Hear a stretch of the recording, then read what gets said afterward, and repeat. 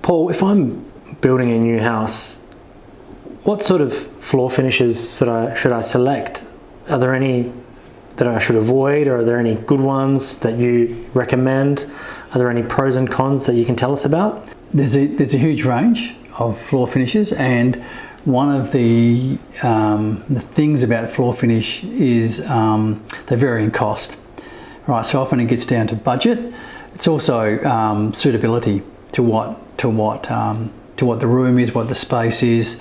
One of my favourite materials is travertine. It's a natural stone, but it tends to be higher end, right? And there's other natural stones that I like. There's some. This is like a Melbourne bluestone. Or a basalt. It's a darker stone, but it's still a natural stone. You have like a porcelain tile as a finish. Timber floors are still very popular. Timber floor like that. Or then you've got things like old-fashioned linoleum. It's still around. It's a great product. Or vinyl. You've got some vinyl floors like that. Or cork. I've used cork on a floor. So the pros and cons. Timber floors are great. People like them. They like the look of it. They're very natural. They add some warmth to the house, but they can be fairly high maintenance. They're kind of up there as well in cost.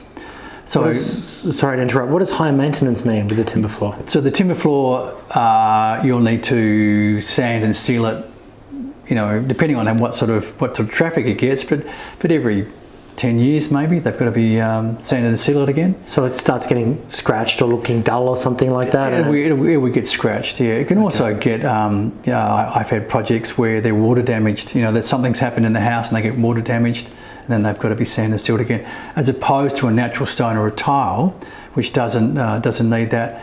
The natural stones are probably, or the tile is probably better with the thermal mass. So when you're using the sun to heat the house, the sun's coming in winter, it heats the tiles a bit better. If you've got underfloor heating, the tiles will probably work a bit better.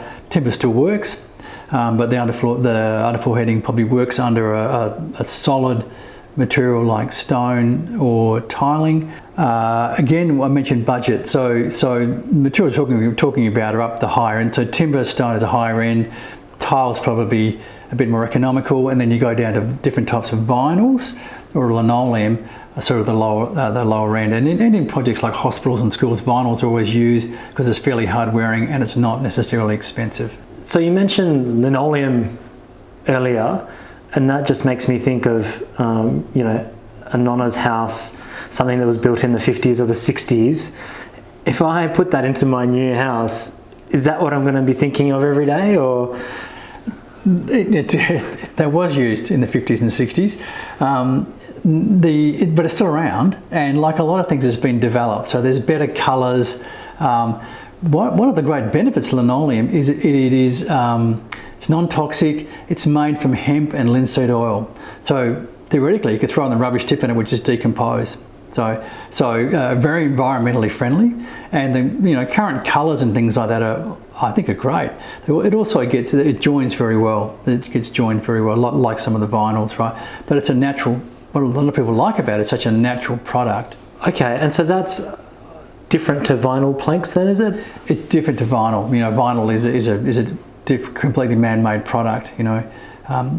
Different. The vinyls tend to be lower end in the cost.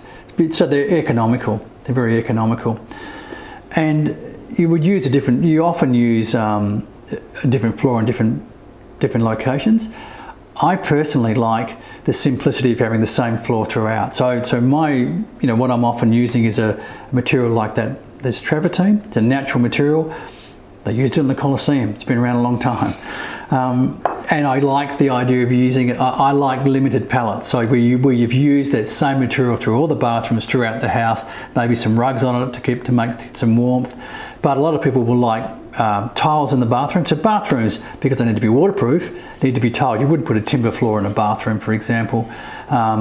Garages, typically a utilitarian space, so they don't, they'll just have a concrete finish.